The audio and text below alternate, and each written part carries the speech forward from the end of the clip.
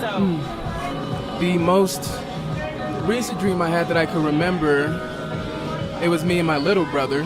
We were at a club actually, and we saw everyone lay on the ground, and we just kind of started laying down too, and someone was shooting, and everyone started to panic and was running out the door, and I was trying to run out the door too, but it's a very common theme in my dreams. I can't really run.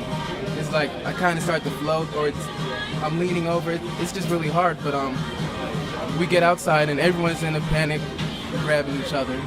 Someone keeps trying to grab me, I'm shaking them off, but they keep trying to grab me. When I look back, it's my brother. And he says, come with me, like follow me. So I follow him, and we're just walking.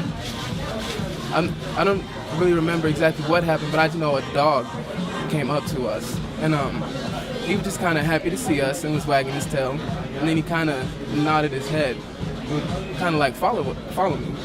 So we were following the dog, and he would stop every once in a while and just come back and just let us pet him. And then he would say, follow me, and we'd follow him. And he took us to this big, like, open desert. There were, like, small patches of grass, but it was a big open desert.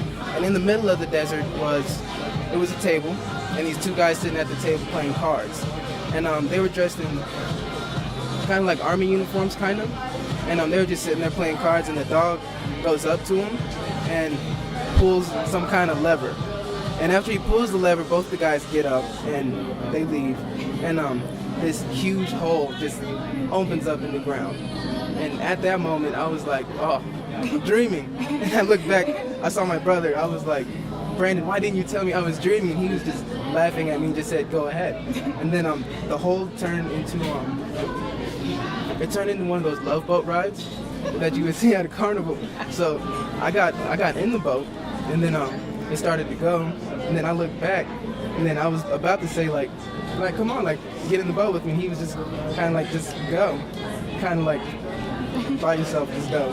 So I was in the boat, and I was like lucid at this point. So it was really strange. It was just a whole bunch of different shapes and colors.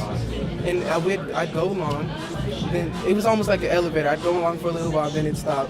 Then I'd go down a little lower, and then the colors got a little darker, more like blues and purples. And there was still a lot of different shapes, and then I'd go a little further, and it would just keep going until I was in pitch black. And then at that point, I was like, yeah, I want to wake up. And I woke up. That was the last dream I had. I can remember pretty well. and this was your little brother That was in my dream. that was in your dream. Okay, it's a direction dream for you, and you're not able to move, or when you're laying down on the floor when people are shooting, and then you get up and try to run and you can't run, right? And that has to do with a confidence level is building in you. So you're having to find out that, you know what, I'm not going to be paralyzed by fear.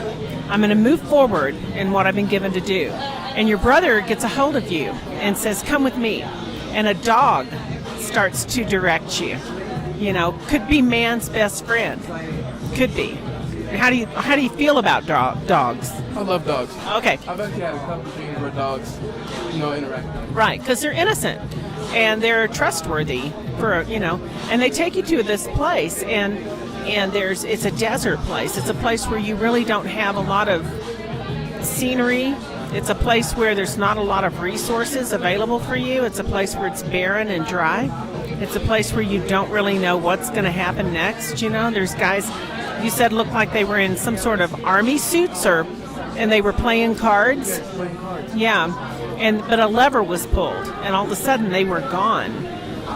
And there was a hole that opened up, and a love boat kind of, right? Just kind of came up out of it, yeah. A little lake and everything. When you talk about a love boat, do you mean like a paddle boat? Do you mean like describe that? Because when I think of love boat, I think of a huge ship, like a cruise ship. I'm talking about like at a carnival, the love boat where a couple could get on the small one. Oh, just a small, like a two-seater. Okay.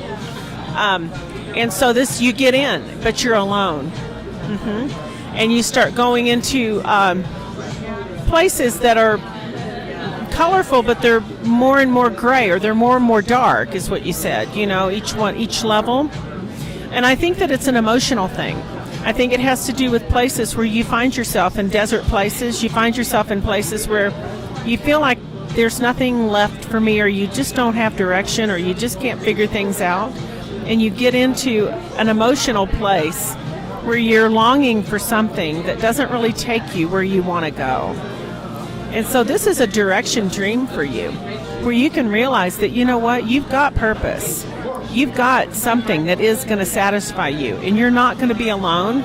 And the love language, or the love boat, you are going to have that aspect added to you. You will have, you know, a partner. You will have someone to share your life with. But emotionally, you go into, I want to almost, if I didn't know better, I would call it a little bit of a depression kind of a thing, you know, where you start to go in, or you get, and I think the whole thing is about your confidence, and it's about your understanding and knowing that you've got things ahead for you that you haven't seen yet.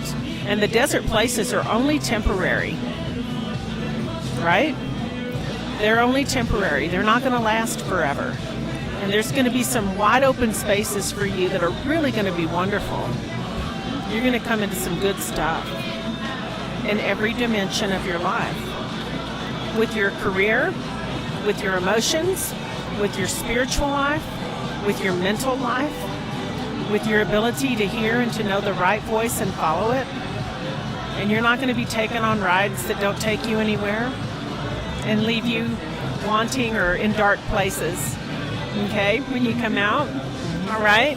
So the cycle's being broken for those things, even right now. You're telling me it's been broken right now? Right now. What's your name? My name's Cindy. Cindy. Yeah. Okay, Cindy, I'm going to trust you. You do that.